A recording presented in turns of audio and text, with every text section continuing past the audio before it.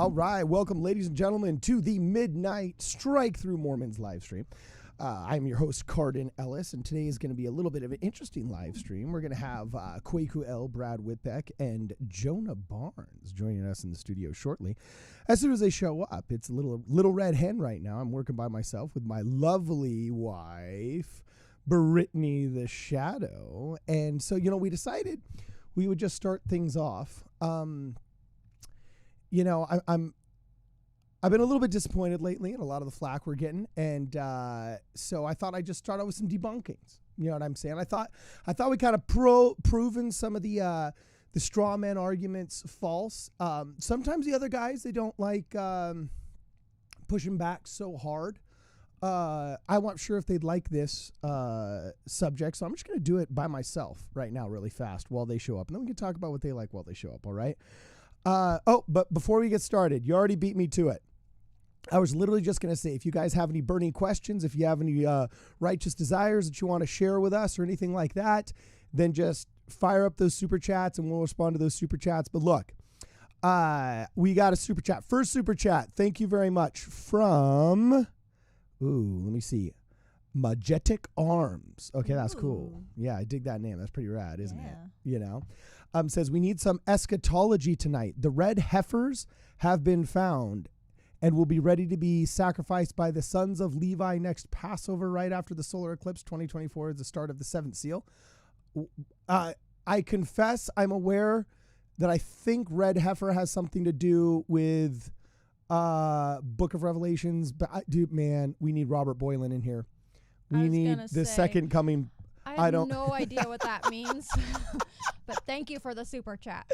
2024 is the start of the seventh seal, says you. All right, well, Majetic Arms, give us a little follow-up here. Doesn't have to be a super chat. You can just chat us.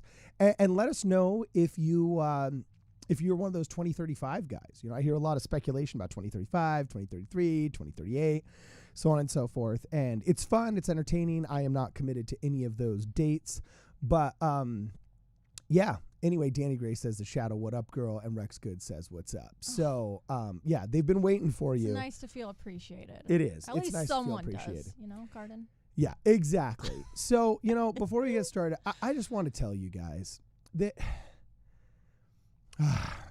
do I get in the mud with the pigs? Do I get in the mud with the pigs, babe? I don't know. Do I get in the mud with the pigs? No. No. I'm going to get in the mud with the pigs. Okay. You're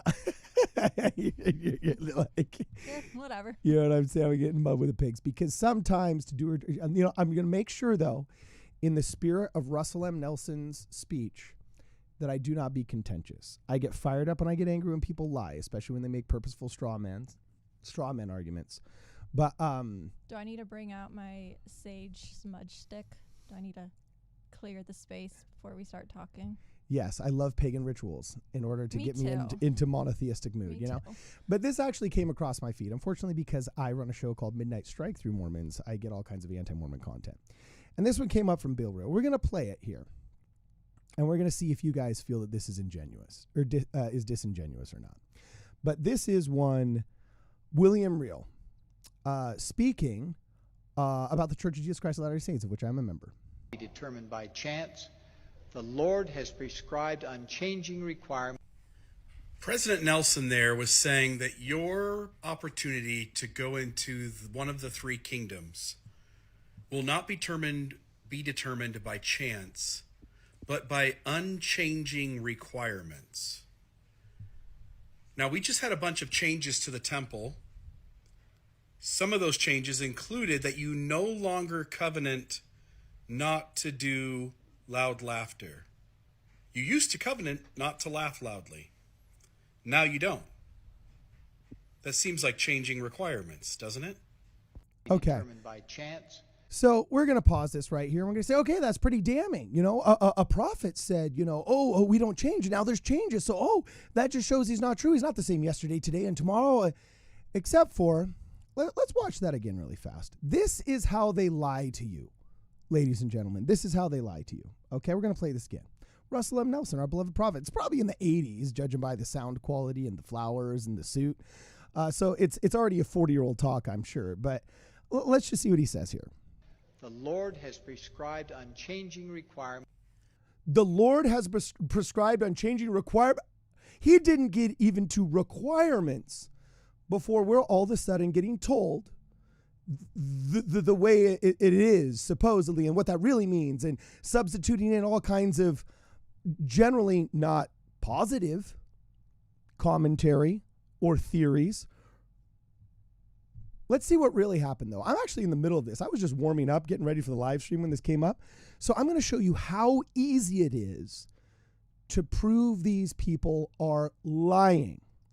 I go to the internet and I literally just type in Russell M. Nelson, prescriptions and requirements will not change. Just whatever the last phrase was I could remember. And this is what comes up. Constancy amid change. And guess what? This is right on the Church of Jesus Christ of Latter-day Saints website. So did he say that, oh, if temple requirements change, then all of a sudden we're a bunch of liars? Did he say any of that? No, literally.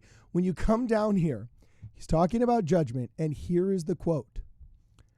Another unchanging principle, brothers and sisters, right after talking about the unchanging principles of moral law, the unchanging principles about priesthood right here, how unchanging the love that the Lord has for us and the atonement, after talking about the nature of our fall, the creation, the plan of salvation, the personages that are unchanging, okay? Heavenly Father, so on and so forth. No, we come down here and let's see what he says was unchanging. Okay? Judgment. Another unchanging principle, brothers and sisters, is that of your eventual judgment. Each of you will be judged according to your individual works and the desires of your hearts. Wow, how refreshing for those of us that are good, that we won't be judged off of every bad thing we did, but the desires of our hearts. Okay? You will not be required to pay the debt of any other. Your eventual placement in the celestial, terrestrial, or telestial kingdom will not be determined by chance. The Lord has prescribed unchanging requirements for each. Yes, generally, judging whether or not we loved our neighbor as ourselves, whether or not we fulfilled the 10 Commandments to the best of our abilities, so on and so forth. You can know that the scriptures teach and pattern your lives accordingly. Has nothing to do with the straw man put up in this previous look. This is what he twisted that into. And by the way, just to make sure that we totally understand this properly, we're going to let Russell M. Nelson say it himself. Fashionable patterns of the day, nor can they be fully expressed on a bumper sticker. Another unchanging principle, brothers and sisters, is that of your eventual judgment. Each of you will be judged according to your individual works and the desires of your hearts. You will not be required to pay the debt of any other.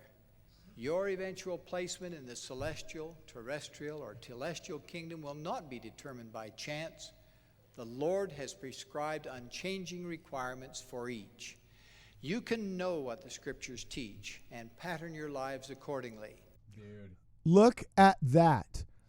I mean, how did that right here, a message of hope, a message of positivity, that you're not going to carry the burden of Adam like maybe other Protestant churches say, that you'll be judged by the righteous desires of your heart, that got twisted into this.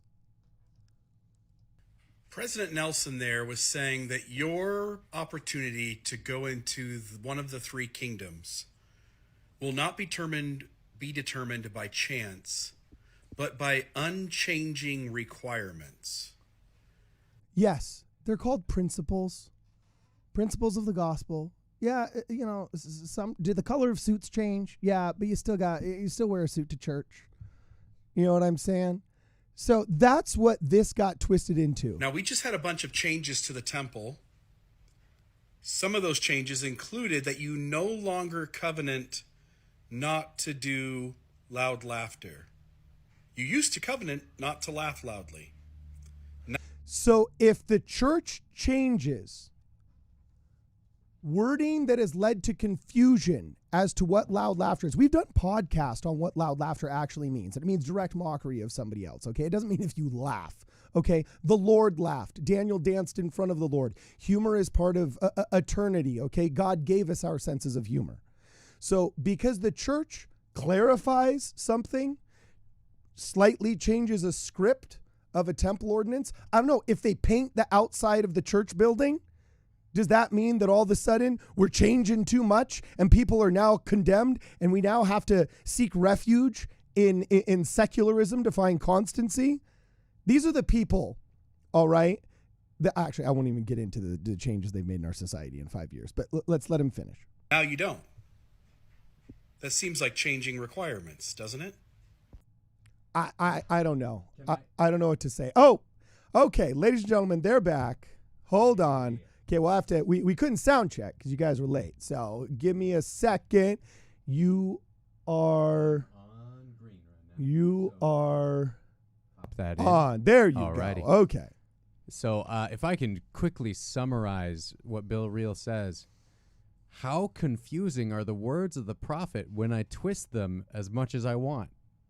Yeah. That's literally what he's saying. He had to, this is what they do. They like dig to try and find some strangely legal, like, and he wouldn't even finish, like, one last time, wouldn't even let him finish. Like, this is what they do. It's not even taken out of context. The sentence wasn't even taken out of context because it wasn't a sentence. Determined by chance, the Lord has prescribed unchanging requirements. Literally Cuts him off at the mid-phrase. beginning and the end. Yes. Both the beginning and the end are cut off. So anyway. No, Cardin, this is what honest people do. Yeah. They take things out of context as much as they can and then twist things and say, look how confusing they're being. Yeah. I mean, Yeah. That's what I do. Yeah. No. I don't You see know. a problem. Okay. Wendy clarifies that the ashes of the red heifer are used to build temples at Jerusalem. Oh, thank you very much, Refa. Refa. I mixed Wendy and red heifer all together. And then Lisa says, topic for discussion: do psychopaths go to heaven? Yes, I think many people with mental illnesses that have committed grave atrocities will receive ample forgiveness in this life. The Lord in his infinite mercy does not spare anyone from trials. And some of these things are unfathomable things that we cannot comprehend as humans. But I have a feeling that the Lord will be meeting people and erring on the side of mercy, not on justice. So Erica Lowe also asks, was it just in the Holy Land? She was just in the Holy Land and asked some Jews about the red heifer in the temple. They say the Jews don't have the guts to get that temple built, so it may be a while. Well, also there's massive political, you know what I'm saying, barriers towards who gets to construct things in Jerusalem. So I doubt it's all just. And this kind of ties into a weird episode we just recorded about the Ark of the Covenant, actually. There technically seems to be a prescription in the Bible that the Ark of the Covenant would probably return before the sacrifice of the red heifers here. So apparently that might have been found, though. So that's an interesting thing. I found it. Oh my gosh. Where was it? Oh, the You're the red heifer? No. I don't want to have to sacrifice you. I found the Ark of the Covenant. I'm the guy. Oh, okay. Yeah, cool. I discovered Wait, it. you're the guy who died in the 90s? Yeah. Just reincarnated? Well, we pinned it on that guy. I actually discovered it. There and I actually have it with me. Indiana Jones discovered it, actually. Well, that's part of it. And I actually hid it again, and you'll never find it. You know where I hid it? Where'd you hide it? I hid it in Bill Reel's credibility. There's a long lead up to that. And we've actually got Robert Boylan pointing out some Jews at the time of Jesus believed Jeremiah fled to a cave with the Ark of the Covenant. And he's right. That's in Second Maccabees chapter, I think chapter 2, verse 5 and 6, talks about how Jeremiah, when the Babylonians showed up to ransack, actually right around 600 BC, when Nephi and Lehi were leaving, that Jeremiah took the Ark of the Covenant and hid it in a cave. And there are some people who think they found that cave. Jeremiah makes me a little bit uncomfortable. Oh, yeah? only because he's got those. Is it Jeremiah 22 and 23?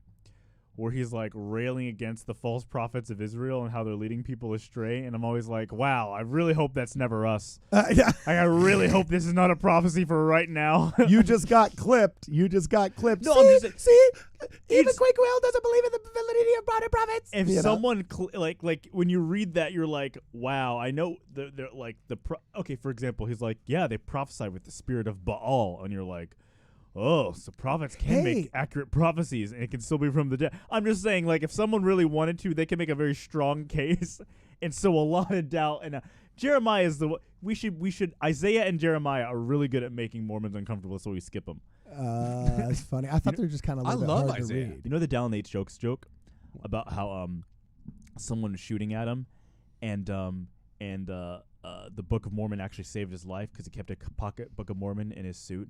And the bullet hit it, but it stopped at Isaiah. Midway through Second Nephi, just gave up. It's a good joke. Funny. It's a good joke. Okay, so Rex, good. Hey, Brittany the Shadow, why don't you read this last this most recent super chat? Okay, ain't no full cast without Brittany. Damn straight. That's what I've been saying. Yeah. And now Steve says, I don't have much. Thank you very much, Rex, for the super chat. Mm-hmm. And Steve, I don't have much to say other than you guys are the absolute greatest. Thanks for all that you do. Hey, well, thank you. You know, we get really excited. Super chats pump us up. You know what I'm saying? We have to figure something out, like what Sam Hyde is doing right now. Have you guys seen what Sam Hyde's doing right now? Oh, yeah, that crazy thing with the reality show. It's like a reality show where there's like these 11 people in his house, and they can't leave. If they leave, they lose all the money, but they got to be there for like 6 weeks. And you can like super chat them like $300, and it'll be like, turn the air conditioning down to like 10 degrees, you know, and like they'll just literally be like freezing, and then like switch all of the food in their refrigerator for $5 or whatever. And so people are just paying all this money. And like if you pay $50 on an intercom, it will talk to text anything you want to tell them. So you have people just paying like $10 to troll the people on the cameras, like live. You know what I'm saying? And he's collecting all of this cash. It's a genius business plan. You guys know there is this old show called Kenny versus Spenny, and it's still maybe top 5 best shows of all time. These two dudes, it reminds me of it, would have these competitions, like who can wear a turkey on their head the longest, like really ridiculous competitions, and whoever lose had to be publicly humiliated by the winner's organization. I have never seen a more entertaining show, and I think maybe Midnight Mormon should try something like that. That could be really fun. I'm down. And we're saying really stupid competitions. Yeah. Like who can have a dead eel tied to their face the longest. Like really dumb things. We did something similar in my high school improv troupe. There was a game that we would play where one person had to have their head in a bucket of water the entire time. And so, like, you would have to tag out that person and stick your head in the bucket of water. And so you'd have to and then you'd have to say a funny line. You're doing improv at Guantanamo Bay? What is this? What is the funniest line that you heard come out of that bucket? Because I did that one, too, in a show, and a guy said something hilarious. Oh, I have no recollection. Dude, a guy came out, and you had to bring your head out, and then you had to justify why you were soaking wet. And this guy, it was his first time playing, too, so this was genius. But he goes, whoosh, and he whips his hair out, stuff like that, and it's coming down his face. He says, whoa, that's the last time I lance a boil on your neck. And, dude, like, that's disgusting. It was so disgusting. But everybody was laughing so hard. Like, we didn't stop laughing for a solid 90 seconds.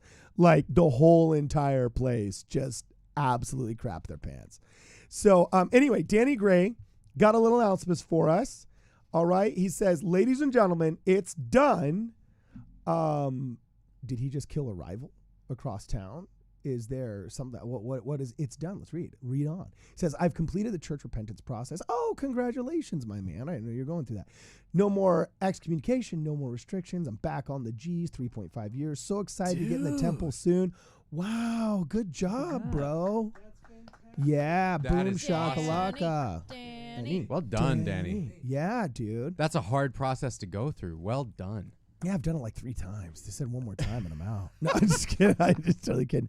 But all joking aside, good job, Danny Gray. That's awesome. Hey, we're glad we could entertain you along the way. We didn't realize you were going through that, bro. You know what I'm saying? So this would be a very good show for people who've been excommunicated but want to come back. because they're like, yeah, I can vibe with these guys. Yeah. Yeah, you know. One day they'll all be reprimanded by church headquarters, so I feel like I can watch them. Yeah, that's true. Of course, church headquarters would have to know how to use the internet to watch us before they, before they actually could get into that process. They're aware. They're aware. What makes you think they're aware of us? I ran into, maybe not of this show. No. I ran into some of the correlation committee people on they're not wasting $500,000 on us per year, so they don't know about us. No. They might be vaguely aware of us. Okay. They're not watching every week to see what we do. No, I don't think any of the Quorum of the 12 have ever typed in the words Midnight Mormons on YouTube. That's funny. They're still trying to go through DirecTV to see if... Are you positive that none of them are like a burner account that's commenting often on the show? Okay, sometimes I wonder, though, because when it turns out that Mitt Romney had a burner account on Twitter. Yeah, Pierre Delecto. And then Mike Lee has his burner accounts where it's like, I wonder how many high-ranking people, like if Bednar just has a fake account and he just like... for like giggles. Are you saying that Nathan Bigler is really Garrett W. Gong? Definitely not Gong. Pick someone nicer. Are you saying Chris Murphy is secretly Razbund? I could see Razband having a burner account. Okay, it sounds weird. I could see Eyring having a burner account. What? I could see it. I could see it. I don't know. You don't know about that one, babe? I don't know about I that could one. see Christopherson accidentally joining a sketchy group chat with his burner account and be like, do you remember when the myself Pope, the Pope's official Twitter account accidentally liked a PORN star/e-girl? Yeah. Do you remember that? I doubt it was actually the Pope because he probably doesn't even know how to use the freaking Twitter box. Back in 2014, Barack some Obama intern was following a PORN star on Twitter. Oh, but no, you can't speak evil of the secular Messiah. I mean, or whatever teenager That's heresy. was running the account, but Yeah. Oh, that is too funny. Oh, I'm sure it wasn't Barack. You know what I'm saying? I He wasn't. feel uncomfortable. Yeah. To be honest, though, he had publicly one of the better marriages. Yeah, that's fair to say. know? Mitt Romney and Barack Obama were the only ones that had been married to their first wife in like years. It's funny. You go back and wow. watch their Yeah. debate, That's crazy. you realize how civilized and normal it was. You're like, wow, this is how it's supposed to be. And how quickly things have fallen. Or maybe because all the Republicans would roll over and would not let their euphemized vagaries and lies be corrected. That's why they got smacked. Because a well-said lie by an articulate person oftentimes lasts longer in the zeitgeist than when you stop it and say you're lying. Well, I legitimately think McCain probably had a better shot had he not had, Sarah Palin attached. Really? Remember, she couldn't win. She's one of the most famous people to ever come out of Alaska, and she lost to a no-name for Senate. She was very famous, but she was very polarizing. Yeah, and there's and she also only brought 1 or 2 electoral votes instead of bringing get some girl from California that might sway you 20 electoral Dude, votes. Sarah Palin, that sounds like forever ago. That was Yeah, forever it ago. was, dude. Did you see her campaign from this past year? That was horrible. Oh, really? It was like No. it was run by a 4th grader. It was like, this is terrible. Oh, dear. Like I was shocked that I mean she got. I didn't know killed. she was running. I That's didn't even interesting. see it. Yeah. No, she got no attention. So we got a really interesting question here. I think you might like this one, Quaco and Brad. Yeah. We just got a super chat here. Thank you so much, guys. It says, does anyone else think the phrase digital God being thrown around due to AI has anything to do with the Antichrist? Lots of people excited for their new God. Is AI, is ChatGPT the Antichrist? Oh, with like the auto GPT God mode. I have said this before. I'll say it again. AI stands for Azazel intelligence, not artificial intelligence. There is no such thing as artificial intelligence. AI is demonic. I said it. I'll say it again. It is the modern day version of the little Ouija board. I don't like it. Okay, well, Zion King seems to agree with you. And Zion King says, we need more zealots in the world. Clip Quaku ASAP, letting the cat out of the bag. That cat's already been out of the bag. Oh, they have no things. The things I can't say on this show. Yeah, jeez. They've never Okay. heard that. And Jonah Barnes, thank you, Jonah, giving a shout out, saying, congratulations, Danny. Look at that, Danny. Aw. You know what? When I get him, Danny, you get the first Midnight Mormons hat. I'm actually making 2 prototypes of Midnight Mormons hats. Let me know in the chat. member or not member of our channel or whatever, let me know if you guys would be interested in merch that's a Midnight Mormons hat. It's going to be pretty sick. It'll say Midnight MDNYT, and then on the side we'll have the strike through in the Mormons. It's going to be pretty sick. I'm having the same guy that does the Universal Studios and Universal Film hats and logos and things like that make it. So I'm pretty confident it's going to be pretty ill, and it'll be on a nice flex fit hat, so none of these cheap hat nonsense that you get at trade shows and fairs. You know what I'm saying? And we're going to hopefully price it in a way that'll be accessible. It's going to be a nice hat. But yeah, I think we're going to be doing some merch like that. Let me know if you would like a hat, because I think that's actually going to be pretty sick. So we'll have a regular logo hat, and then we're going to have the Midnight Strike Through Mormons hat on the side that looks a little bit more edgy. One's a little bit more classic, but they're going to be nice flex fit hats. And I think what I'll do is I'll have a fun live stream where if you give a certain amount above a super chat, and then you just email me your address, I'll like mail it to you or something like that. It'll be pretty awesome. Is Will the Thrill Larkin spamming the chat with "Yes, I want a hat"? I don't know, but Will the Thrill. He's just saying, yeah. Will the Thrill. And then Swenson Bailey Nice. says, Kwaku, where's the Book of Jaranek video?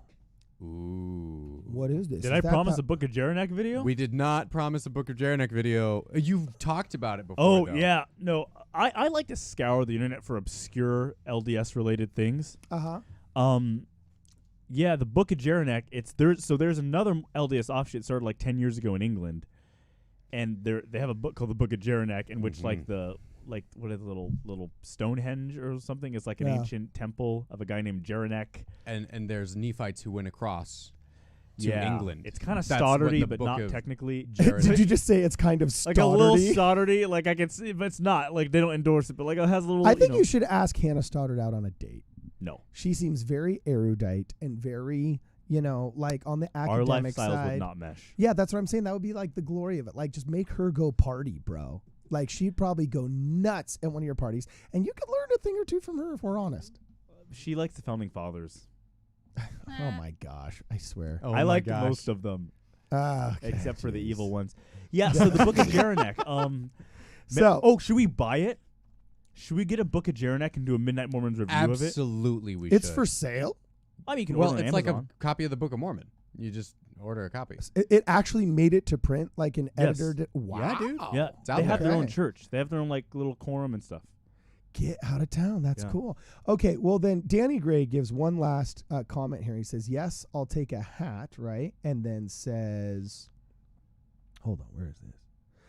Oh man, I just missed it. It says, yes, I'll take a hat. I'll wear it around all my Ex-mo coworkers. Oh, now we got to get into semantics here. Are they Ex-mo in the sense that just they're the I was raised, they no longer attend? Are they people that are trying to influence you out of the church because they've taken an anti-Mormon stance where they clip things and try and make you feel stupid if you believe and all that other stuff?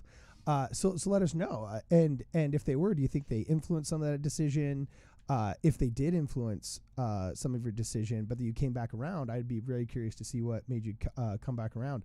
I think that'd be awesome. Then I also want very graphic details of. No, I'm just kidding. I'm totally just my kidding. gosh. That'd be awesome. Hit us up, dude. That'd be really cool.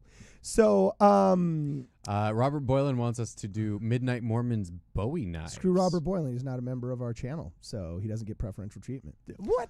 No. Dude, with our He hasn't super chatted us yet. recent What? accusation. This ain't NHS. What? Oh, I'm sorry. I'm I was totally gonna make a joke about the accusation of us being Desnats and how that fit perfectly, but sorry, Oh, wait. Are we? They still say that? it's ridiculous. Oh my gosh, we got. But matching Midnight Mormon's Bowie knives would definitely be a fun troll. Oh around no, that, I want right? muskets. No, screw the Bowie knives joke. That's way too like. But Bowie played knives out. are so much cheaper than muskets. No, like literally. But I they're less want funny. a Midnight Mormon's blunderbuss. Like an old school lark. Hey, Yeah. you know, That's true. it needs to at least take 10 minutes Then to it's load before it's dangerous. Yes. Oh, we've been looking for a replacement for the Midnight Mormon's name. Should we make it Midnight Muskets to preserve the I'm not on this alliteration? show. Oh my gosh. Oh my gosh, I that'd be will leave. hilarious. You can replace me with Bachelor or something. Wouldn't but be I'm not gonna do it. problematic at all. That's funny. I know. To me, it's just like that was the single most disingenuously cruel thing I've ever seen the LGBTQ community do, was try and make them feel like other people are not safe coming to a church that loves them because somebody made an old military and masonry mud trowel analogy. That was one of the most cruel and adverse misinterpretations I've ever seen in my life. And everybody that propagated that lie should be ashamed of themselves. So anyway, let me see here. I think now we just have to own it and make a joke out of it, just like the black comedians did with the N-word in the 80s and 90s. They just got to own it and make a joke out of it. So Quaker, where's the Book of Jaranek video? Oh, I already read that one. Yeah. I already read that one. Maybe we'll do a review of the book. Do you have of any Jaranek. quotes memorized from the Book of Jaranek? Let's see if I can find a PDF online right now. I, Jaranek, having been born of goodly parents. Oh crap! Sorry, wait a minute. How do I That's even work Nephi, this? Brad. Oh crap! You're right. Okay, so Way anyway, off. we can pull Wait, up. I got some right here. You do? Yes. Okay, hit it. The prophet Jaranek in the book of Jaranek, chapter 17. As you read the words of this record, a record of the history of my people, you will feel us, see us, and the Spirit will testify just as he has with me that all these things are true. For I see you, I feel you, I know of your day. Soon you will know of mine, of my time and my people in this record. For I have seen it come forth unto you, and it will speak to you, and it will touch your very soul. So wait now. Okay, so Joseph Smith translated the golden plates. Are they saying, where are they saying this Book of Jaranek came from? Is this like Book of Mormon Apocrypha now, or what? Let's see, who is about us. Let's go here. Our beliefs. The restored branch of Jesus Christ. Oh. Is a continuation of the original organization brought forth through the prophet Joseph Smith Jr. and formally organized April 6th. Okay, all right, let's see here. There's a Book of Jaranek church. I still don't know. Hold on. Here's the founder, I'm looking Matthew this up. P. Gill. My name is Matthew Gill. I was born 29th of August 1978 to Philip Gill and Allison Gill. My parents were the making of me for it. Was from the this is like British English where it's like he's talking like out of the looking glass. Okay. Like how do okay. Look at this. I'm looking it up as well. Is this the exact same thing? The restored branch Yeah, of this is Jesus it. Christ. Home, the Chronicles of Children of Jaranek. Book of Mormon, Joseph Smith, the First Vision. So about us. Yeah, let's click on about us. Wait, what does Jaranek mean? It's a person. It's the name of the Oh. guy. It's like the Book of Mormon, but Mormon is Jaranek. Okay, so That like doesn't Mormon even. more. I'm sorry. That sounds made up. Yeah, Jaranek. Jaranek. It's obviously fake. oh, well, let's see here. Let's see what it says. The restored branch of Jesus Christ is a continuation of the original organization. Oh, yeah, it's spelled with an S, so yeah, it must be British. Brought forth through the proper Joseph Smith Jr. and formally organized. Okay, the restored branch of Jesus Christ recognized Joseph Smith Jr. as one of the greatest prophets of God. He fulfilled the mission and work on earth that the Lord had appointed him. The following scripture indicates that he'd be faithful until death. And, okay, cool. So this is kind of like, yeah, they're based out of the United Kingdom right here. And it's info@restoredbranch.com. But here we go. This is the good part right here. You ready? well, what is it? Yeah. Matthew Gill's testimony of how we got this. I'd retired to bed with my wife early. I had retired to bed. He's like trying to talk like he's in the 19th century, you know what I mean? Even though this happened like 4 years ago. I'd retired to bed Or with my maybe wife that's early. just the way they talk. We can be a little It's bit true. nice. Is he British? Yeah. Just like, maybe he I'm just gonna talks. start saying that. All right, I'm gonna say it like him. Retired to bed. I retired to bed with my wife early. I decided to spend enough time reading the Book of Mormon, the history of Joseph Smith, and praying. So he was a chimney sweep. yeah, he was. He was a chimney sweep. Or It was a while Deacon I was- barber of- It was while I was praying for guidance about what I could do for my family in these last days that it happened. The room became engulfed in light, and I saw descending out of heaven a personage. He rested just of the floor, and he spoke to me, calling me by my name, saying, Behold, I am Raphael, sent unto you from the presence of the Father and the Son. I stretched forth my hand, and he took a hold of it. I felt him, and he was indeed real. I sat on my bed and listened to him talk to me about the work I was to do, and that one day a book would be given to me that would speak of a people that once inhabited my country, that would stand as a further witness of Jesus Christ, along with the Book of Mormon and the Bible. And then Michelangelo and Donatello showed up. Yeah. And then So this is basically British. We are going to give British him Joseph the benefit Smith of the story. doubt that he is sincere. We're giving him the benefit of the doubt that he is sincere. He might be right. Did they start a What if he's got the right church? Did he- Like, you know what I'm saying? did he might start be a right. breakoff church then, or what? Yes, this is a restored branch of Jesus Christ. Fascinating. So, like, was it an angel that told him the church was under condemnation, similar to like the first vision with Joseph Smith? I or have like no what? clue. I just know he's got this book called the No, Book but of look, Jaranek. he's got all of his sermons online, dude. Passover sermons. He's got another guy joining him, so there's at least 2 members of the church. Do they believe in tithing? They sure they're going to get a new camera. They're filming on a Samsung Galaxy S. Look at that. Oh, man. Well, this is cool. Actually, I want to talk to this guy. I want to know more. This is interesting. Look, It's no matter what it is to start a church and a movement from the ground up requires guts. I'm just saying, look, You know. look, I'm just waiting for someone to start a Mormon offshoot that's like a cool mega church version with like Christian rock bands.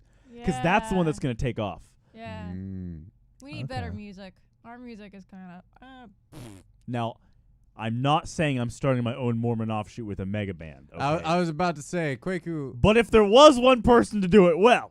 No. That's funny. We all know who would start it. So people are asking for mugs also. Midnight Mormons mugs. Triple M. What are you going to drink in it? You don't They- drink hot coffee? cocoa. They called it a postum mug. Creo brew. Hello. Postum is good. I like Postum. What's Postum? It's fake coffee. You like postum? Yeah, it tastes good. It tastes just like coffee. It's got to put your stuff in it. What do you know? You want your cream. You want your bing bing bing. You put it in. It just looks so gross. It's like coffee is already just hot bean water that you have to make palatable with cream and sugar. Like, why would you get something? I that- love the smell of the delicious. coffee The smell beans, of- but coffee tastes I horrible. hate the smell of coffee. Maybe I it's love it. because I worked. Really? Yeah, maybe it's because I worked in a McDonald's where it was like the worst version of coffee. I being love made. the smell and taste of coffee. Really? Same. The minutes off the word of wisdom, I would open a coffee shop. I would love to sell coffee. It is amazing. I'm mad I can't.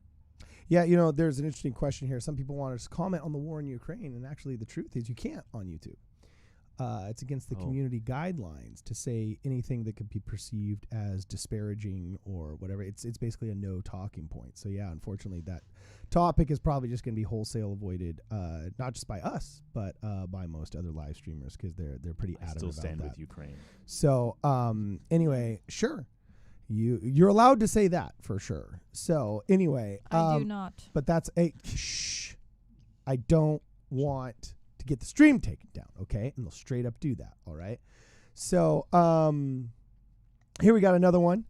Thank you very much. Majetic Arms again says for Kwaku, Article of Faith 12 was no L for Joseph Smith, DNC 58, 19 through 22 to DNC 98, 5 through These 7. people. Constitution or bust for obeying the law. JC says so. Oh, snap. You really do run up against some legitimate modern revelation in Scripture. No, I don't. I never said the you Constitution kinda wasn't do. inspired. I just said George Well, if you Washington's say trafficking all of people was uninspired and evil. Okay. That's all I said. I don't know. We could roll tape, but I won't because I like you and I'm your You friend. need roll tape. We got videos of it. I'm right. I know. That's what I'm saying. Hey, look. Just because you're pro, trafficking doesn't mean the rest of us have to Oh, are you holding it somebody's is, humanity there it is. hostage? That's Bill be. Real. No, that's what George Washington did with his 500 slaves. So, hey, Christopher Columbus and the death toll. Do we think if I count them together, it's inspired or separate? Like which? Depends on who you ask and what So Danny Gray. historical records Jacob you go Hanson's off losing of. his mind right now. Yeah, Jacob Hanson's, yeah, He's like, exactly. Kwaku, you done it! I could see him. He's adopting Cardin's hand raising. I've noticed that. He's Look, like I getting a was little more- raised with Gordon B. Hinckley, and whenever he gave the one hand, have you brothers? You know what I'm saying? Brothers You knew and he was serious. sisters. And if you ever gave two hands, then you know it was. Can you start it was whistling good. vision when of you Joel talk? has been fulfilled. Yeah. That was actually really good. That- Yeah. yeah, Do well, that again. Watching the You got to do the. I that's get the it. late Hinckley. hit The it. vision of Joel has been fulfilled, and brothers and sisters, Okay. the time will come. That's a little too much on the voice No, crack, that but was it's pretty really good. Wait. Let's see if I got this one. Brothers and wait, no, this one. Brothers and sisters. That one's As the good. day we That come one's good. to learn about the gospel of Jesus Christ. That one's dead on. That was Wow, good. that was I- actually pretty solid. This is, I think, my best one, but we'll see. So, here. Gender is eternal. As a quorum of the 12 apostles of the Church of Jesus Christ of Latter-day Saints, it's clear to me. That's my Oaks. Yep. Yeah, dude, that was I pretty could definitely solid, tell, bro. yeah. That was pretty It's a good. I don't solid think I Oaks. listen to Oaks enough. Okay, so now what you guys have Here's to my do. John DeLynn. You ready? Oh boy, here we go. I actually can't. It's a live stream, so I can't make the joke because I don't know what they're gonna ping. But just know the punchline was really good. Just it was really really good. That's funny. So, really quickly, do you want to read that last super chat? Here, Quaker, you can take it. You haven't read a super chat yet, right? Boom. Hold on. There we go. Danny Gray. I was ex before I got this job, but when people found out, because I don't lie, there was a big celebration from some ex-mo coworkers and even tried to convey me elsewhere. They were super aggressive about it. Didn't faze me. That's loyalty, to be excommunicated by the church, but still stay loyal to the church. Yeah. That was good. That's going to be rewarded in heaven. Dude, that's awesome. Well, and Well done, also, Danny. like, man, what jerks to celebrate? Like, Mm-hmm. what the heck, man? Like, it's like it's like those people that get like stoked when there's, I can't say the public mass event that happens, but it's their next chance to go anti-Second Amendment and then start, trafficking in human misery. I don't know. I just feel like you shouldn't traffic in human misery. It's just cruel, right? Mm-hmm. And so the fact that these people, like, I don't know. I can't even get into it, or else it just boils my blood. Mm-hmm. But Well, Danny, that's really cool. we're This glad is to have cool. you back, bro. You're a cool cat. So yeah, you Mhm. get a hat, dude. You get a hat. So just make sure you email us on the channel. Let us give us your address. As long as you're in the 48 continental United States, then we'll be able to get you a hat without any issues. Sometime, I'd say probably over the next like 2 or 3 weeks. So yeah, and then you got to wear it. And we'll get something else sick embroidered on it, or some, like, I don't know, post-it note stick on back that says, "I'm back, baby." Or, I don't know, something like that. That'd be awesome. Yeah. So, all right, let's go to what we had planned originally in the Discord. We're freaking like 43 minutes in to our live stream here, and we finally are going over the topics. But what do you guys want to talk about? We've got these different articles, Supreme Court article. We've got all kinds of stuff. What do you want to talk about, man? We've got the. Do you want to do the one on in defense of prophets from that Latter-day Lobsters group? Yeah, sure. Where is it? Is They it asked this one? for a response. It's the Facebook link I threw in.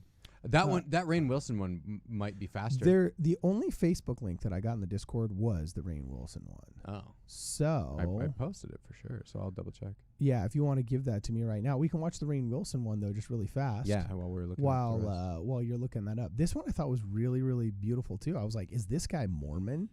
You know what I'm saying? So anyway, here is Rainn Wilson. How to press play? Here we go. Boom. Oh, we got to make sure it's not unmuted.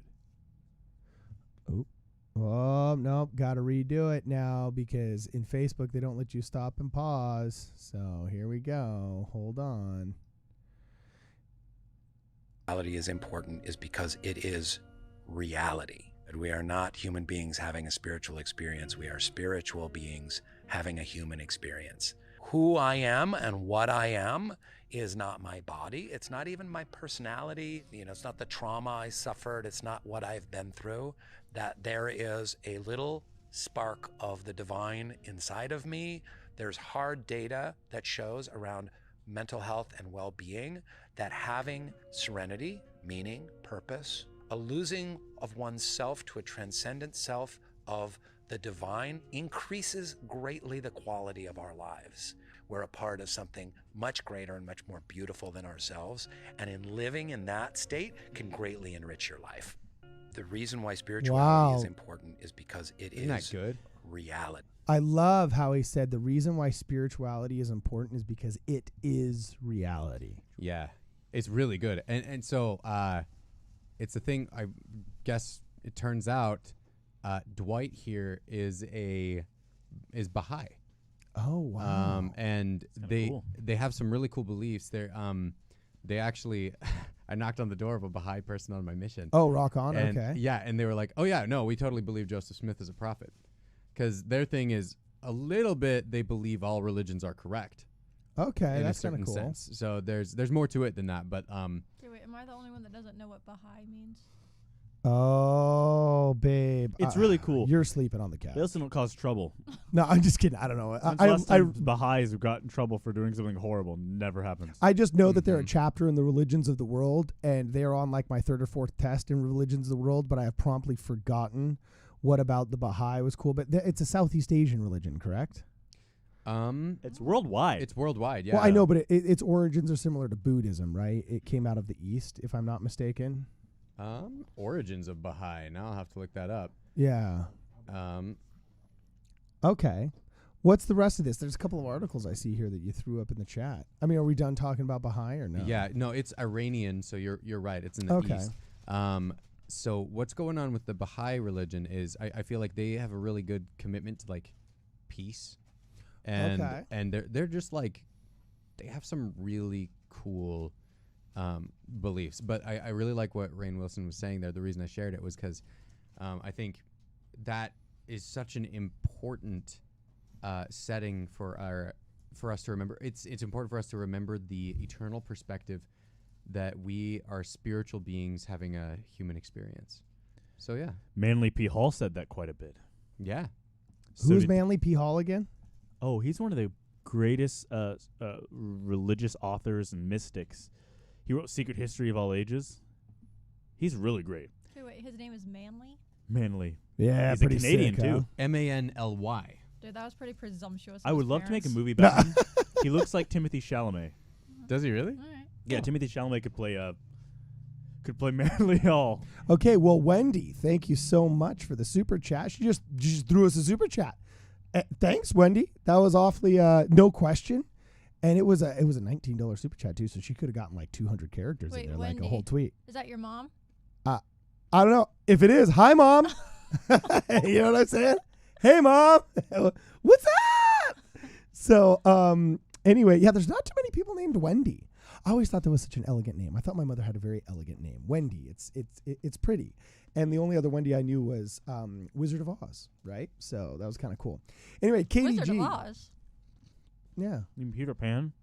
Oh, no, I'm sorry. Yes, you're right. Like, that was Dorothy. Yeah, no, Dorothy was my grandma Dorothy. My grandma Dottie was Dorothy, and that was the Wizard of Oz. Oh, nice. And then, yes, you're right. I apologize. I mixed up both my beautiful and gracious Hey, I knew beloved something on matriarchs. this show. I knew something. Yeah, that's how we feel all the time. It's cool. You know what I'm saying? But people tune in for you, not for me. So, anyway, KDG says, Kwaku, I'm still waiting for an Ezra's Eagle video.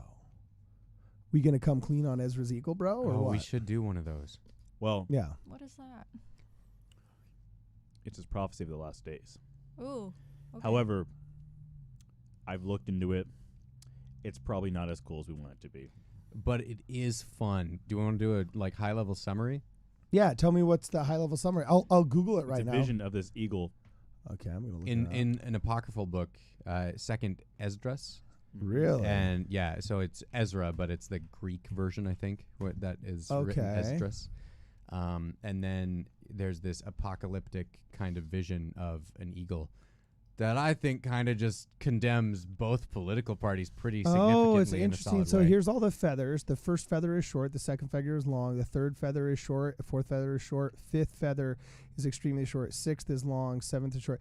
And then they're saying that if you start with Herbert Hoover as the first one, then Franklin Roosevelt, who served 3 terms, is the long feather. Then you have Harry Truman and Dwight Eisenhower, which both were 1-term guys.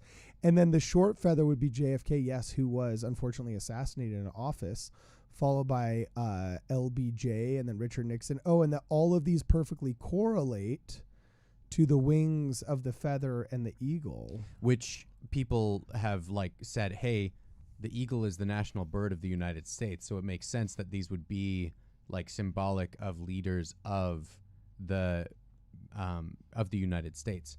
And there's something about the last 2 feathers, right, Kwaku? And I'm pulling a blank. It's been a while since I've looked at this one. The eagle is also the national bird of Babylon. Yeah, that's true. Okay. But Egypt used the eagle. They all did. Mm-hmm. Funny that. Okay. Rome. Well, The Imperial unfortunately, Rome. okay, it says that the picture's no longer available, so it looks like the internet is chasing down Ezra's eagle. You know what I'm saying? It became a big QAnon thing. Really? Yeah, there were a lot of people into it there. Okay. QAnon was fun. Can we just be honest? Yeah. When it first came out, it was fun. You're like, oh, is John F. Kennedy Jr. coming back from the dead? And we all Donald- wanted him to a little bit. You know what I mean? We all and wanted the him to a little shaman. bit. I'd never seen the QAnon shaman before on the internet, but that only QAnon could come up with a shaman in Viking horns. You know what I'm saying? Like, that was like pretty dang cool. And Tucker Carlson's takedown of all the pearl clutchers on January 6th, showing that he was literally Tucker Carlson got that man freed. You know what I'm saying? That was pretty incredible. That was kind of awesome. Yeah. So I am always going to support any sort of spiritual, esoteric shaman that is communicating with spirits to fight freedom. You're cool in my book. Okay, awesome. So, okay, let's move on here. We got we got like 10 minutes left. So if you guys have any questions here, make sure that you hit us up with a super chat. All right. If you guys are members, we always try and read all the members' comments. You know what I'm saying? Do you want to do that prophet one? I just posted the screenshot. Oh, it's a little bit long, so we can try to summarize. Okay. If you want to. Okay. Yeah. Here it is. So, okay, no, I can read this. Let's just open this in the browser, and let's Sweet. see what the guys over at Latter-day Lobsters had to say. Okay, so here's what Latter-day Lobsters have to say. Do you want to read it, Brad? Sure. Yeah. Let me give that a shot. Let me pull it up on my computer. It's kind of small. Okay, I'm going to make it a little screen. bit bigger too. It says, not to say.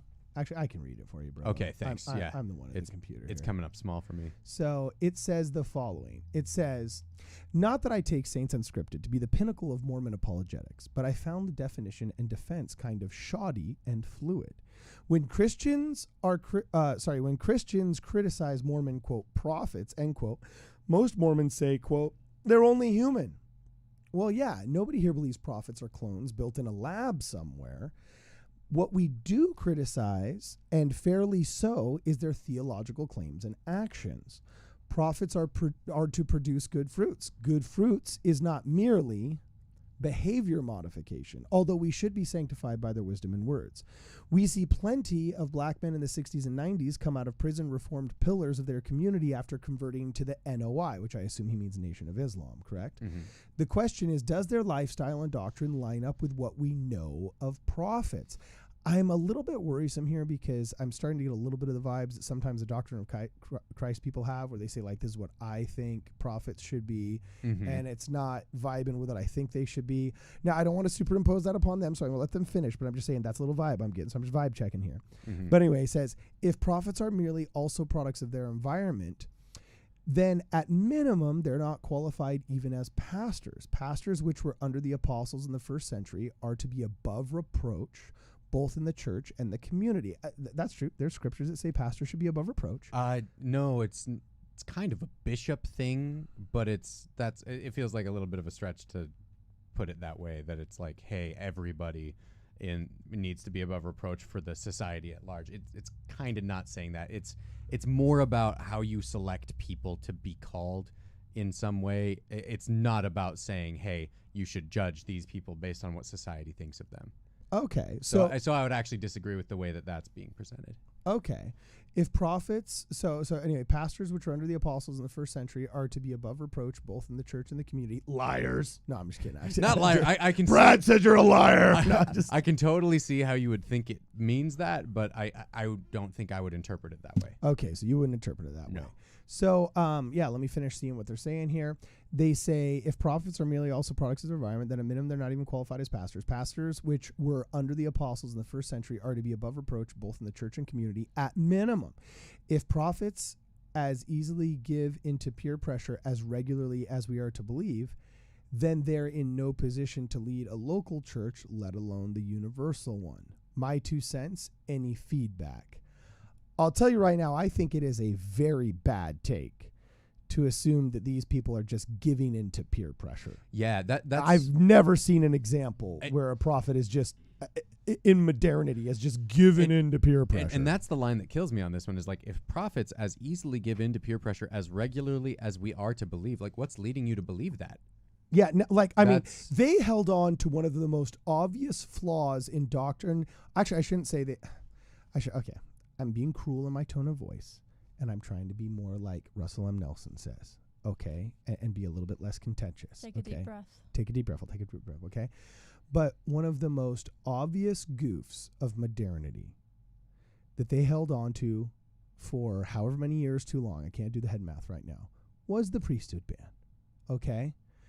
But even that as we perceive now from our presentist lens, even a goof as obvious as that, in as much opposition to the original ethos of Joseph Smith as that, even that wasn't defeated from external influence and peer pressure.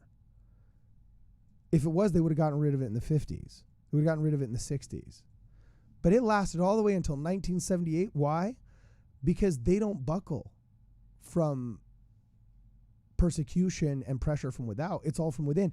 It was because so many Brazilians were getting baptized and wanting to join the church that they said, we can't just tell a guy who's 1/4, 1/2, 1/8. What? You get no. This is a mess. It doesn't work. It's non-functional. It can't be of God. Therefore, we must get rid of it. Okay? And it was internal progress and internal righteousness that actually caused us to get rid of that. So I think it's a bad take where you say if prophets easily given to peer pressure as regularly as we are to believe, then they're in no position to lead a local church. To me, that's literally adopting the language of your oppressors. That's exactly what the anti-Mormons want you to think, that our church is just constantly changing due to peer pressure, and they're the peer pressure that's driving it because the world just revolves around them and their little laptops. When in reality, there's nothing about Russell M. Nelson that leads me to believe he just buckles to pressure. Church office building, all the bureaucrats in between and the PR people that prepare PR statements for him sometimes, yes. But the actual prophets and apostles, no. Yeah, I will indict that great and spacious building, but yes, not, right? Yes, it's so. I think I really appreciate the way that you put that, and I think for me, when Christ tells us to beware of false prophets, he lets us know that it's by their fruits ye shall know them, right? And I think, for me, there are some very clear fruits by which we can know our prophets. You have the fruit of the Book of Mormon with Joseph Smith that helps support the idea of the restoration. And that is such a solid testimony of Christ, which brings me to the core fruit I think every prophet we've had bears, which is bringing souls to Christ. The point of prophets is to be watchmen, to bring others to know the truth of God, the secrets of God that he wants us to know. And so we have the prophets there to lead and guide us back to Christ. All of our prophets have done that. And so I think, especially when you look at it with a lens beyond just this mortal life, you look at the eternal scope of it, our prophets have engaged in the gathering of Israel to a degree no one else in history has. Word. Bringing together not just the people that Jesus commissioned us to bring to repentance on this side of the veil, but to do the work of salvation on the other side of the veil as we've expanded the temple work that's being done for people. I see that as a major fruit of the gospel that I think gets kind of ignored sometimes, especially by people like if this guy happens to not be of our faith and doesn't necessarily hold baptisms for the dead to be important, like it talks about in 1 Corinthians or Corinthians 15. Is it 1st or 2nd Corinthians? I don't know. Dropping this number. I think it's 1st. Okay. But yeah. It's 3rd. Yeah. Okay. Actually, there could be a lost Corinthians. But besides that, I think... Well, there actually is a lost book of Corinthians. Our 1st Corinthians is actually the 2nd, and our 2nd Corinthians is actually the 3rd. So when you say 3rd Corinthians, Brittany, you're actually stumbled upon. Right, yeah. I know what I'm saying. Yeah. Okay, keep going. So that's my defense of our modern prophets. They are absolutely doing these things that bring forth the good fruits that I believe Jesus was telling us to look for. What's a Corinthian? I'm kidding. Yeah. So anyway, we got one more super chat here. Swenson Bailey says, Cardin, how do you like your mate, sweet or bitter? It says mate, but I do believe she's actually referring to mate. Swenson's referring to mate. And this is yerba mate, which you like it. What's funny is I've never had it yet. I served my mission in Argentina. You weren't supposed to. Oh, is that what you got in your hand? Oh, you got mate. That's not the real thing, though, bro. This is the portable, easy kind. Yeah. This is the real thing where you actually get one of these gourds that has the metal cap on it and it has the wood inside. And there's this big straw. If you check this out, You can buy them right here. And, I'll be honest, though. I had a couple roommates at BYU that served their missions in South America. Yeah. And they would drink their mate, and I'm like, you just look like a try-hard drinking it in Provo. You Yeah. look like such a try-hard. Well, I've never had it. It was disallowed in the mission. Not necessarily. Some people misconstrued that as some kind of word of wisdom thing, but in reality, it's just kind of it's like sugar and herbs. But it was mostly just they were worried about the waste of time. It's a very social activity meant like to chill. So it's like their glass of wine is like some mate. So It's that grass drink, right? Yeah, it's kind of like a grassy drink. Okay, so yeah. answer it, Carden. Sweet or bitter? I would assume I'd go for lightly sweetened, not super sweetened, but lightly sweetened because I don't know if I'd like bitter. I've never had it yet, so I can't say. I'm sorry, Swenson, but I've never had actual mate. Though I served in Argentina, even afterwards, I haven't had mate. I've gone to Argentine restaurants, but I've been too interested in the chorizo and the choripan, in the asado and stuff like that, that I haven't ventured back into the pools of mate, although I have had some solid alfajores, for those of you guys that served in Argentina, here in Los Angeles. One of the cool things about living in an urban center is it's not too hard to find an Argentine here, like in Los Angeles, at least like it is in other places. Are those the cookies? Is that what you just Yeah, said? hey, you like the Argentine restaurant, babe. You know what I'm saying? It's a lot of meat, but I do like those cookies. Yeah, exactly. It's a lot of meat. So anyway, all right, guys. If you got any last burning questions, throw them in the super chat. You know what I'm saying? Thank you so much. Danny Gray says it should be oatmeal. Oatmeal is great. Yeah, that's funny. So what is this that you guys put in the chat? Okay. About Latter-day Saints join brief asking Supreme Court to protect religious employees at work? Is that a thing that's actually happening? I mean, obviously it is because it looks like they wrote an article about it, but do you guys know about this? Yeah, so this one is the LDS are joining in on a really cool amendment here. Okay. That what they want to do is they're trying to get it so that religious beliefs are going to be protected in the workplace to the degree of things like if you do not work on the Sabbath, that you can tell your employer, I do not want to work on the Sabbath, and have that be something that is protected. It wasn't, but now they're trying to get that to happen. They're quoting Thurgood Marshall on this, which is actually really cool. Really? Yeah, because he had a case a long way back where they were trying to make this happen, but it ended up not going through. So they're trying to add some religious protections into. Wait, so you're telling me a Jewish law now. person, an Orthodox Jew, can walk into a factory and say, I'll work any days of the week, just not Shabbat, Friday evening to Saturday evening. And if the employer says, no, you have to work, they'll fire him? Or they can fire him? What was this? So you're saying right now the Sabbath is not protected. So if a Jewish employee walks into a factory and they give him a Friday night to Saturday morning shift and he says, hey, that's my Shabbat, I'll work any other day of the week, but that's my holy day, I can't work, that they're allowed to fire him for that? I think that's how it currently is. Because of the way that things were structured around. Everything on earth is protected. You can't sneeze the wrong direction of 15 different minority groups. Apparently us, the Slavic folks have been declared a minority now. Don't sneeze wrong in my direction or else I'm going to make it a racism lawsuit now, right? But an Orthodox Jew can get fired on Shabbat for simply being a good guy trying to keep his holy day. Now, it's one thing if you're like an emergency room doctor, okay? And somebody just got sawed in half. You know what I'm saying? And you're the only guy that can be the trauma surgeon or something. Like, I get it if it's that. But for 99.99999% of the jobs in the world. If you're a trauma doctor, what? And a guy gets sawed in half on the Sabbath, do you have to work for 2 Shabbats? Oh, That was a good math joke. I liked it. So anyway, interesting. So is it going to pass? What's the deal? You're our Supreme Court correspondent, Brad. Oh no, I mean that's really all I know about this. Okay.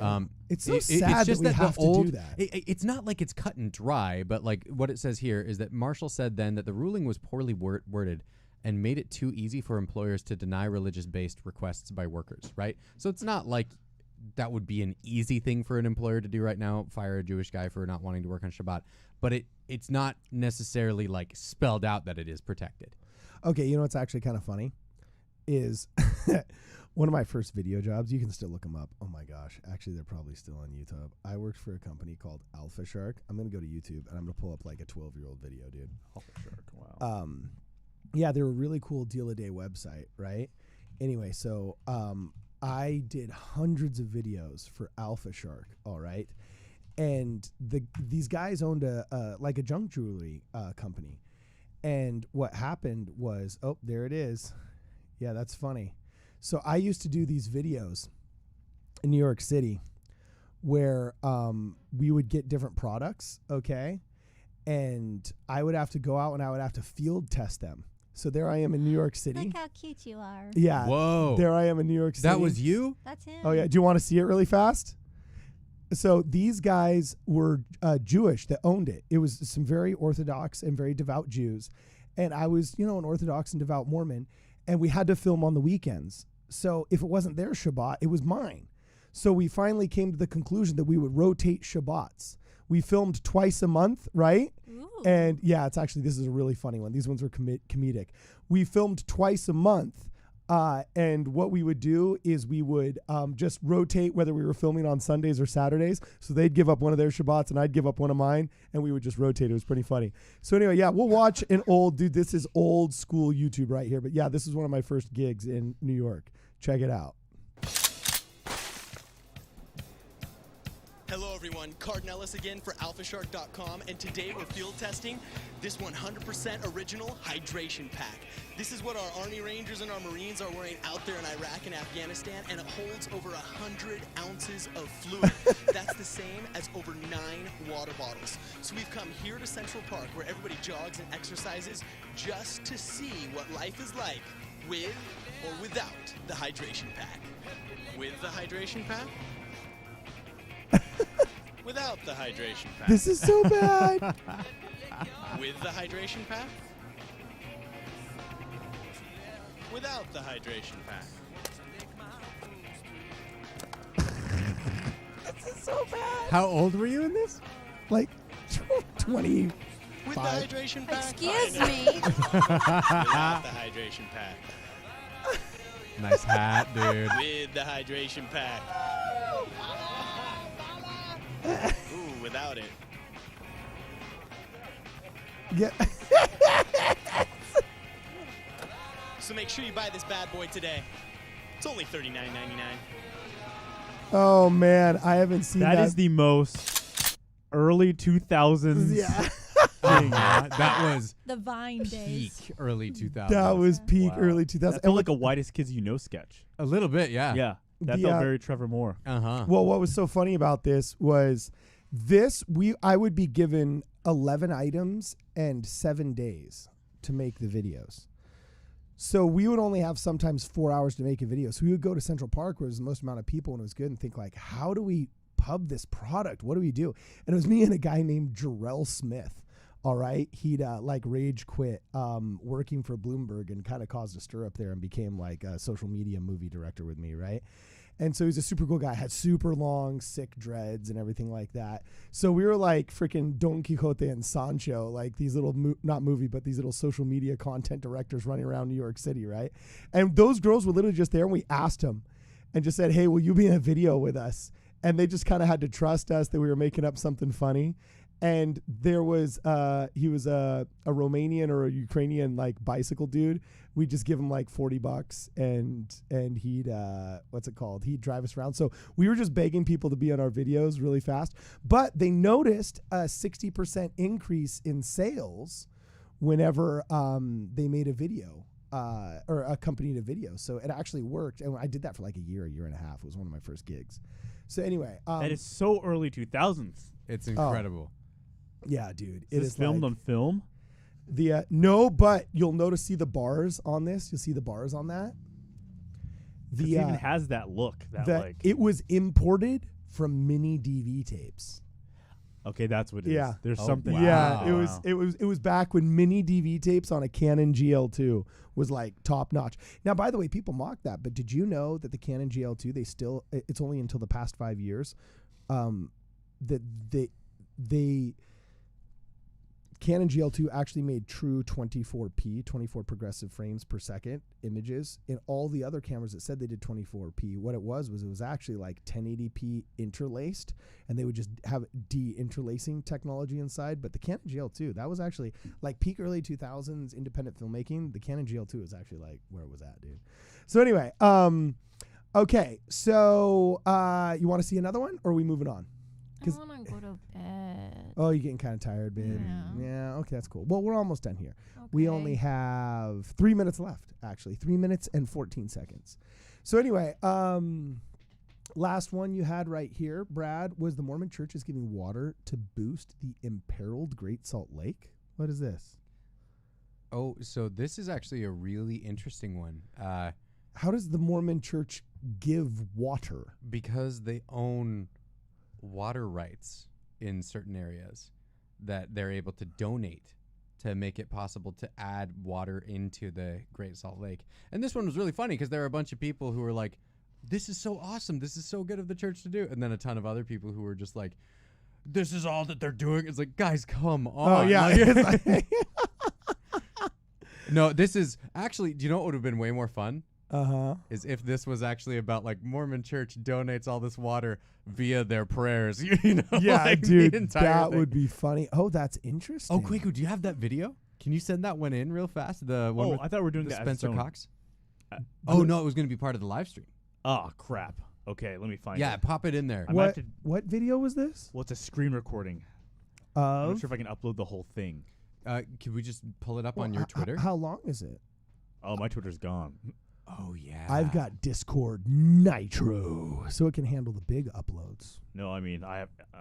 okay, we'll see. If You know I what can I'm download saying? it. Yeah, just give it a I think try. it might be good as its own, standalone. Just but as its own thing? I Okay, let's do think that. I think it's worth it.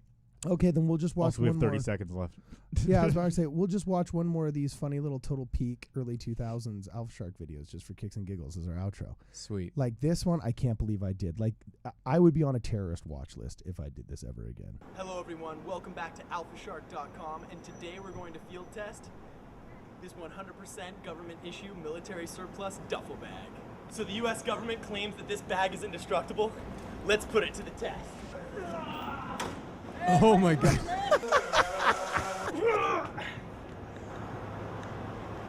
Dude, Oh, my gosh. Yeah, it's pretty solid. yeah. Look like a freaking crazy person. Dude. Yeah, dude, I hit a Porsche. What you were doing, that was all of the, like, is it Mouse? The Mouse commercials where they throw an iPhone or they, yeah.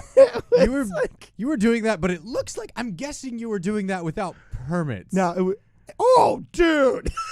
You're like, clearly I was doing that without permits. Oh, Pardon, yeah. Dude. what year was that? 2009. Oh, that's before permits were needed. 2008? No. No, it was 2009 or 2010. I might have been 2010. It's weird. It's like, it's his exact same voice, but just higher pitched. Yeah. And And it's my exact same face, just 30 pounds lighter. I got to find a better frame than that. You know what I'm saying? Like, You there's look a little bit of, I look a here's Johnny. yeah, Yeah. that looked a little bit like Yeah. psychopathetic. Mhm. But anyway, okay, cool. So, got any last questions? 1 minute left. 1 minute left. All right. We'll cut it out of here in 1 minute. Because then but we are retiring to bed. yeah, then we are retiring to bed. Yes. So we Very. got some cool stuff coming out. Please reach out to us on the website if you guys are a comic book artist. Okay, we've got some really interesting projects coming up. also, that how come there's no more really silly humor like that? Like that early 2000s, just like, it was funny. Like, it was simple. Let's go do You're it tomorrow. running like with the like Yeah. it wasn't complicated. That was like, Let's whatever bring it happened? back with Midnight All Mormons. the TikTok comedy is just like the trending sounds. You know what I mean? Like, Yeah. yeah. There's whatever no happened to this originality. classic? Yeah. Just People stopped being happy. Mm. that's true. Yeah, that's true. That's true. It was That's- pre wow, that's 2008 where you could actually like have fun as a Mormon in public instead of be hated. You know, because the whole Prop 8 thing. Prop 8 really did change a lot of the average member of the church's social interaction with the outside world. You know what I'm saying? Yeah. So anyway, okay, thank you so much for hanging out with us, guys. It was it's been real and it's been fun and it's been real fun.